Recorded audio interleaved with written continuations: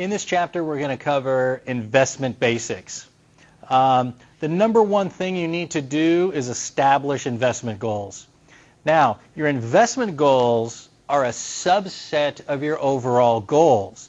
So hopefully you've set goals already for your family, for your career, for your personal life, for education. So you've set all these goals, and now you need to accomplish all of these goals. And so now we need to put some of these things into action. An awful lot of your goals are certainly going to be long-term. They're going to need to be financed. And so we're going to come up with investment goals. The first thing of these investment goals and all other goals is they have to be specific and measurable. You cannot say, I need to save more, or I need to spend less. No, they need to be specific. I'm going to save $250 a month. That's specific, and you can measure whether you're accomplishing that goal. Or you could have goals in paying down your debt. I am going to pay off my house in 15 years. I am going to have $200,000 in my 401k within 20 years. And certainly if we set any goal that has a time horizon of 20 years or pay off my house in 15, we want to have some intermediate goals. Where do you want to be at 5 years, 10 years, 15 years, and then have your goal at 20 years so you can be reaching those. We also want these goals tailored to your financial needs, not what someone else thinks you should be doing, not what your mom thinks or your dad thinks or whatever, right? These are, you've set up your goals and you need to figure out how to get from point A to point B, which means we're going to aim at what you want to accomplish, not only in retirement, but what do you want to accomplish in today's life, right? We don't want to pull so much money out of our current lifestyle to fund some nebulous lifestyle that maybe we don't even want in the future. So that's a balancing act, and we've talked about that balancing act more than a few times. All right, so when we're establishing these investment goals, number one, what is this money going to be for? And we're going to set it aside into different groups. Maybe we got some money set aside for buying a retirement house. I'm setting money aside because when I retire, I want to be able to buy a huge RV and cruise around the country for probably 5 or 6 years while I've still got my health. All right. Also, how will you obtain the money? So are you going to work? Do you have other investments that are generating this? Do you have an inheritance? Now, one thing on inheritance, and I caution a lot of people a lot of times to not count on inheritances.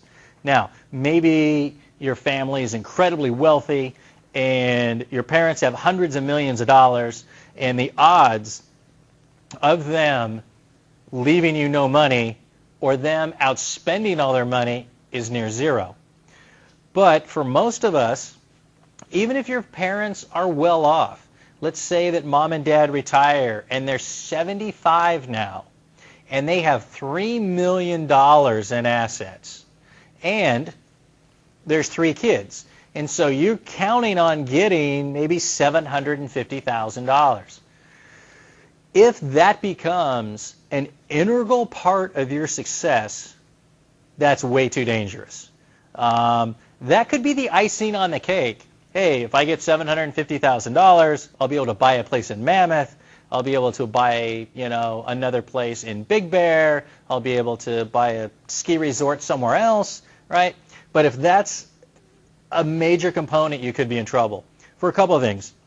A, what if your parents decide they don't like you after a while and they decide to give the money to someone else or give it to a charity? First off, it's their money. It's not yours. So you're not in control of it. And having a big part of your retirement banking on something you don't control is a bad idea. The other thing is, what if your parents just decide not to die? We've had individuals, when I used to do some personal financial planning at our church, in which they were planning on inheriting money from their parents because their parents were very wealthy. And you know what? The parents at 75, 85, 95, and they're still going. And so now the kids are retiring at 65, mom and dad are 95, and they really don't want to give up all their money yet. And if you're living to 95, life can get very expensive in in an assisted living facility. A good assisted living facility can cost $5,000, $6,000 a month. So if mom and dad are still alive at 94, 95 in an assisted living facility with some extra help and people coming in because, hey, they got the money, so they might as well, they could be spending $10,000, $15,000 a month very easily. And so next thing you turn around, they end up living to 106, or they live to 102, and their total net worth is now $300,000 or $200,000. And now the three kids, instead of dividing $1 million, you're dividing $200,000, and you're ending up with $75,000, $80,000 each. So that's a danger. The other danger that I've actually seen within my own family, we had a great aunt whose husband passed away. She had a significant amount of money, I mean nothing huge, and she was in a group of about 8, 9 different couples. And they did lots of stuff together and stuff like that, played cards. You see that an awful lot more in people in their 60s, 70s. They grew up playing cards, going from house to house. Well, one of the ladies of one of the other men, she passed away of cancer. And they had been in this same group for years. And they were kind of like the individual wheels. They end up getting together. They fall in love, which was fantastic for my aunt. I think it was just great. Next thing you know, both of them had been struggling a little bit. They both owned their house free and clear. They both had Social Security. They both had small pensions. They fall in love, move in together. They decided to sell my aunt's house and live off that money. So then they went from not having a lot to actually having more money than anybody in their group, and they started traveling a lot more. And for the next 15 years, they led a fantastic end-of-life retirement. They basically ran out of all my aunt's money that was on the house. Part of the agreement is my aunt could stay in the house or use the equity in the house for her life. And so she became ill. She ended up getting dementia. They ended up moving her into a care facility, a very nice care facility. That was about $8,000, $9,000 a month. Sold the house, which was his originally, but she's allowed to use it because she sold her house so that they could live on it. His kids were livid that they were selling that house because a number of those kids, that was supposed to be their retirement or a big leg of their retirement. So that money goes into a fund, which then funds my aunt, who actually stays in the care facility for about 6 years. And that facility was about $120,000, $130,000 a year, plus some of her other expenses, plus they had ongoing charities that they had been supporting through the church, which were never turned off. You know, the family decided to keep those charities going because it was her decision, but in those lucid times, she decided to do it. We had an overseer who said she has plenty of money. If it starts getting to the point that she might not have money for the care home, then they'll turn off those charities, but it was one of her wishes and also her second husband's wish. So next thing you know, together they had assets of $2-3 million by the time she passes away because of the exorbitant health care expenses and a lot of tests and therapies that weren't covered that were being paid out of pocket. They ended up with under $100,000 when she passed. And that money ended up reverting back to his kids, just a small portion of what they expected, and they had counted on it. And in today's day and age, with the volume of new medications and therapies and cancer-targeted antibiotics and all of these other things coming to market, we are living longer and longer and longer. And so counting on these inheritances is just way, way too risky. All right, so one of the other things is how long will it take for us to obtain this money and to make it? One thing that we interestingly do as people is we way overestimate how much we can accomplish in 1 year. And think for some reason we've got to go from having nothing to $25,000 saved in a year. We also tend to way underestimate how much money we can have in 10 years. And so when we look at our time horizons, we want to be, hey, where do we want to be in 10 years, 15 years, and then back it up. And if in any 1 year we don't accomplish our goals, that doesn't mean we're not going to make our 10-year goals, especially with retirement. How much risk are you willing to assume? A couple of things. You must take on risk. You cannot have all your money in a certificate of deposit that pays 4% interest, of which you're paying 25% in taxes, so you're netting a 3% rate of return after taxes, to then have inflation of a 2.5–3% rate, and it eats up all of your return. Short run, if I can use that money in the next 3 or 4 years, then yes, CDs work. I want to make sure it's protected. It's the money for a down payment of a house, whatever. But for a 20-year time horizon, you must take on some risk, and usually that's a diversified portfolio within the stock market is credible. All right. Also, what possible economic or personal conditions are going to affect your goals? So we want to be balanced. We want to know that, hey, in good times it's going to expand. What's my exposure if this industry does really poorly or that industry does really poorly? We don't want to get into the situation where we've been saving for 15 years, everything's locked into the technology stocks, or everything's in steel stocks, or everything's in transportation stocks. And the next thing you know, transportation's way down, we're 3 years from retirement, and boom, there goes 60% of our retirement savings. That we don't want to do. That is way, way too dangerous, right? Also here on 8, are you willing to make the sacrifices necessary to meet your investment goals? So some of that is we're pulling money out of current income, out of current spending, and setting it aside for something else. Most people have a hard time doing that.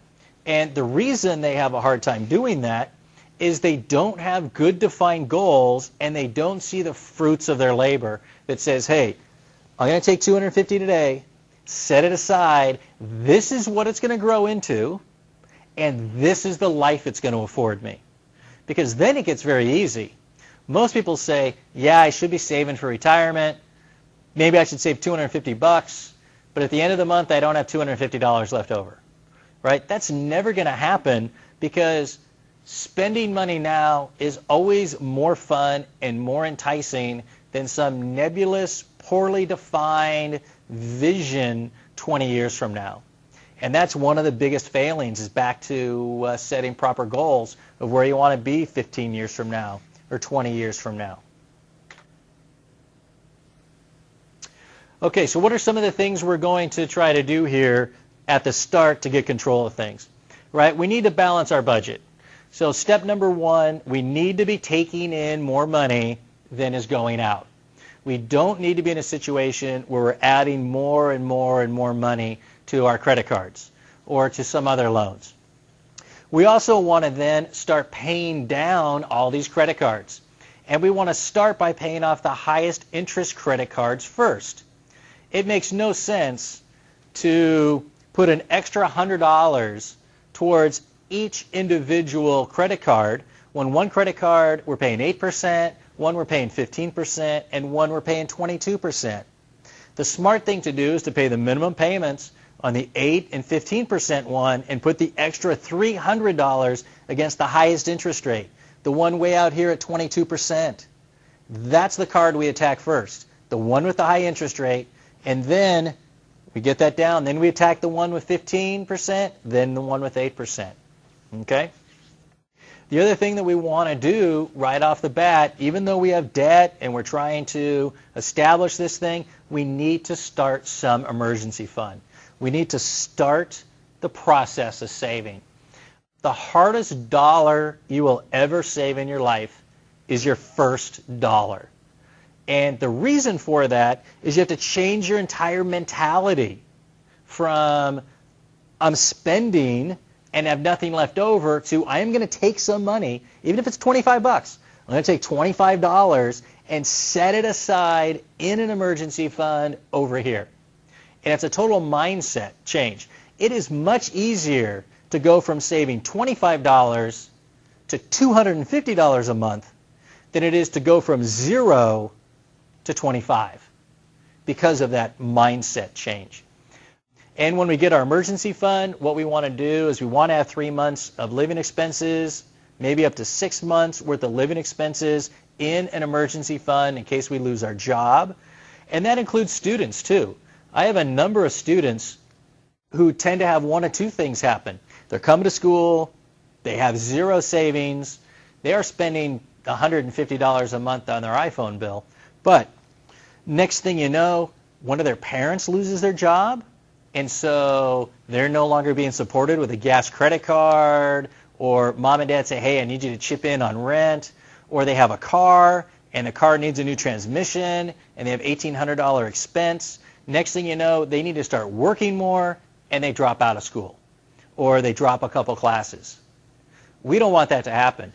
If something goes wrong and you're 8 weeks into a 16-week semester, 2 more months, and all goes wrong, you want to have an emergency fund so you can finish those 16 units, get all those credits, and then reorganize everything, maybe start working more, maybe a little less school the following semester. But we don't want to get halfway or 2/3 of the way through an entire semester and have to flush that semester because you have to quit all your classes to go to work. Right? That's not a good thing. All right. But certainly financial crises happen. You should have a little bit of a plan at least for what's going to happen if you lose your job, if we lose our second job, if this happens, if that happens. What are steps 1 and 2? So along with that emergency fund, if I know I'm losing my job or I might get laid off or I'm really concerned, then I want to start stacking more and more money into that emergency fund. Now, I want to grow my emergency fund for access to cash. I don't necessarily want to take all the money in my emergency fund and pay off my credit card or pay off this loan or pay off that loan. Because let's say you've been saving, you've got a couple $1,000s in emergency fund, you've paid down your credit card debt from $7,000 to $4,000, and so you decide to take $4,000 out of the emergency fund and pay off the credit card. Now, in some instances, that makes sense because now you don't have to make that interest payment. But if you lose your job right then, you have no cash. You've got to turn around and cash advance credit cards or borrow money at a time you don't have a job, so you're even a higher risk. And so you keep that $4,000 in the emergency fund, you have the $4,000 in credit card debt, you keep paying down that credit card debt, and you sock extra money away in that emergency fund so you have access to cash. The other thing is to reduce spending. So if I think I'm going to lose my job is much different than if I've lost my job. So as I'm trying to stack away more money in my emergency fund because I think my job is in jeopardy, right? What are some of the first things we're going to cut? We might end up cutting most of our cable bill and going to basic cable plus maybe 1 HBO or show channel instead of 77, 80 premium channels in which we never watch anyways. You want to analyze every single expense. Do I go to the gym every month or every week or 3 times a week? If you go to the gym 3 times a week, then it's certainly worth the 25 bucks you're paying a month. If you're only going to the gym once every 3 months, then it's not worth it, and you might want to cut that. Maybe you have a boat. How often do we really go out on that boat? And do we want to put that thing up for sale so that not only we get the cash from the sale of the boat, but we eliminate insurance and maintenance and licensing and all those other expenses associated with that boat. If I still have a job and I think my job might be in jeopardy, one of the things I might do is go out and apply for a line of credit. Not all that hard to get a line of credit when you have a job. Very hard to get a line of credit when you don't have a job and don't have any income. And so you'll want that line of credit set up first before the tragedy happens so that you can draw upon that money. So like I have a line of credit against my house. Rarely ever use it, but I know that if I lost my job, if something else happened, if I needed access to $20,000, $30,000 right away, I could write a check off that equity of my house and pull that money out for an emergency. If I wait till I lost my job and then went and applied and they said, well, what's your income? I said, no, I just lost my job. They go, yeah, we're not going to give you a line of credit. And so you want to have that in place ahead of time. The other thing that we want to do, the last one here, we want to monitor our investments. How are our investments doing? Are we meeting these goals? Are we in investments that are too conservative? Are we in investments that are too risky? Is everything working well, but I should put an extra $50 a month or $100 a month into the investment to make sure it meets the targets that I want. So we want to monitor that. We want to figure out how those are growing, how it's been doing, what our expenses are within our funds or our investments. Those are critical things to keep track of. So how are we going to pull some of this stuff off? Well, first off, one of the things you hear a lot of is pay yourself first. So what pay yourself first means is that you're going to get your check from your employer. You're going to take out $250 for savings, set it aside, and then pay all your expenses. Because no matter what income level you're at, whether you're making $20,000 a year or $120,000 a year, you do not end the month with a spare $250 that you have no idea what to do with. And so if you get into the habit of pulling that money out the first of the month or a certain amount on each paycheck and setting it aside, you just adjust your spending level to wherever you're at. And while it's very hard to adjust downward, we know it's very easy to adjust upward, but people still survive and live. You might think, wow, I can't set aside $4,000 a year to save. That's impossible. Well, you know what? Tons of people are surviving on $20,000, on $30,000, $40,000, $50,000, $60,000, $70,000. And I talk to an awful lot of people that make over $100,000 a year and say, why don't you save 5%? And they say, wow, there's no way I could save $5,000 a year. Going, well, basically you're going from $100,000 a year income to $95,000 a year income. You can't make that adjustment, and some people just mentally can't do that. And so you need to pay yourself first. It's one of the most critical things you need to do. When we are picking investments, there's a couple things we have to do. We have to look at both the risk and return that we're going to get. So risk basically is an uncertainty about income or outcome. So am I going to get 5%, 7%, 15%, 2%? The more variation in the outcome, the higher the risk. Versus if I'm in a certificate of deposit or a bond that yields 7%, I know exactly how much money I'm going to get every single month unless the bank goes under or the company that owns the bond goes under. So that's going to be certainly risk. But for the most part, I know exactly what I'm getting every single month.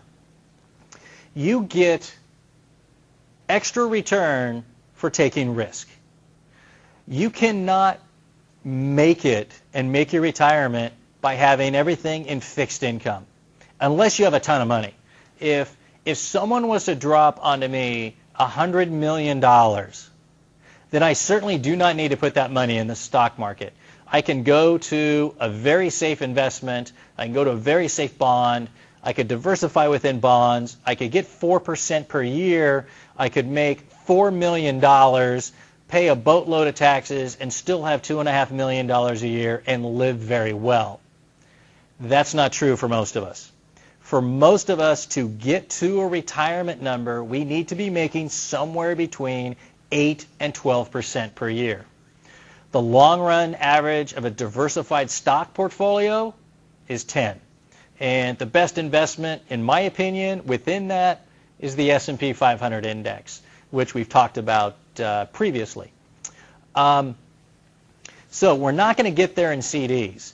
The other way, typically, we're not going to get there is by taking on a ton of risk, where everybody has the great idea, and it's usually somebody's cousin that has an idea to get into a restaurant or get into a car wash or do this or do that, and they guarantee you an 18 to 22% rate of return.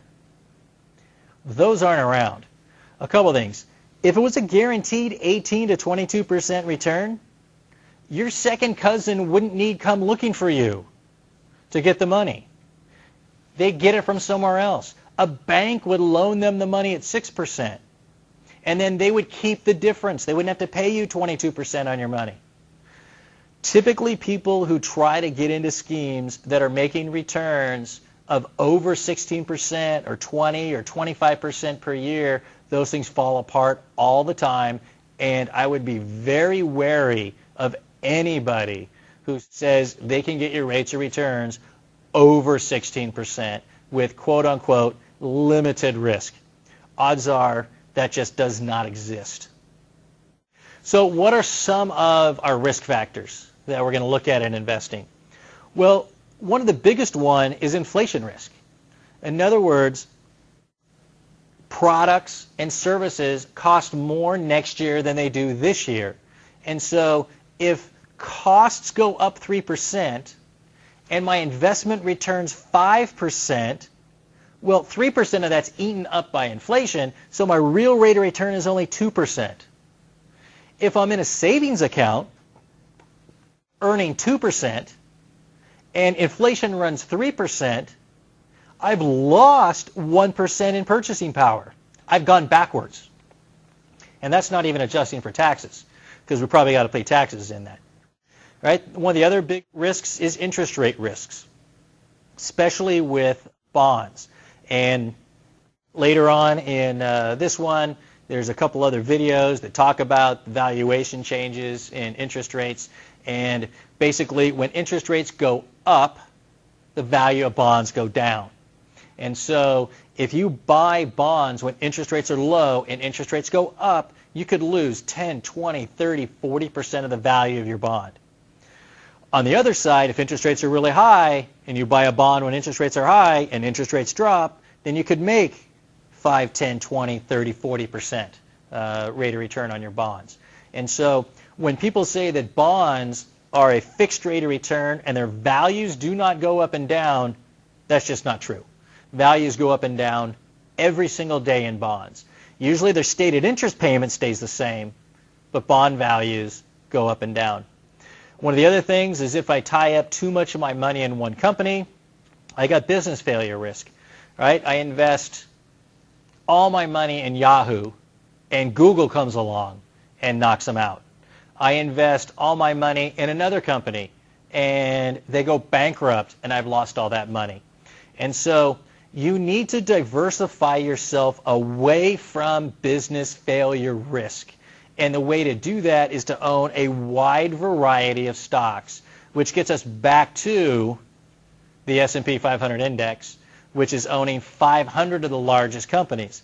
So usually if one of those 500 companies fails and does really bad, someone else is going to pick up all the slack. So within the S&P 500 index is both Microsoft and Apple and Dell. So if Microsoft starts doing really horribly because their products aren't working, odds are Dell and Apple are going to pick up and they're going to make extra money. So it's going to help balance that out. If one of the big companies fails, like say Lowe's goes out of business, odds are Home Depot is going to go crazy. And so you might have lost a whole bunch of money on Lowe's, but you're going to make it all back and maybe then some, or not quite as much, but back on Home Depot. So that's part of the diversification. The other risk is what's called market risk. right? Market risk is just that the overall stock market tends to go up and tends to go down together. So even if I have a great investment that's doing really, really well, if the entire stock market's down 15%, odds are my stock is going to get dragged down a bit in that. But by the same token, if the stock market's up 15% and my stock is underperforming, odds are it's going to be dragged up towards the average rate of the stock market. So certainly we might do better or worse than the average, but that whole market tide of going up or going down will either accentuate a move up or kind of put a drag on my company on the other direction. Okay, so the last thing we're going to cover here is basic portfolio management or asset allocation, which basically is a fancy term for what our grandma told us: don't put all your eggs in one basket, right? You want to spread things out. You want to diversify. You want to own some stocks, some bonds, maybe some real estate, so that if stocks do really poorly, odds are bonds are going to do really well, because bond values and stock values tend to move in the opposite directions, mostly because of the way interest rates impact stocks, and the way they impact bonds is in the exact opposite direction. So we're going to put some money into stocks, and we don't want to put all our money into one stock or two stocks.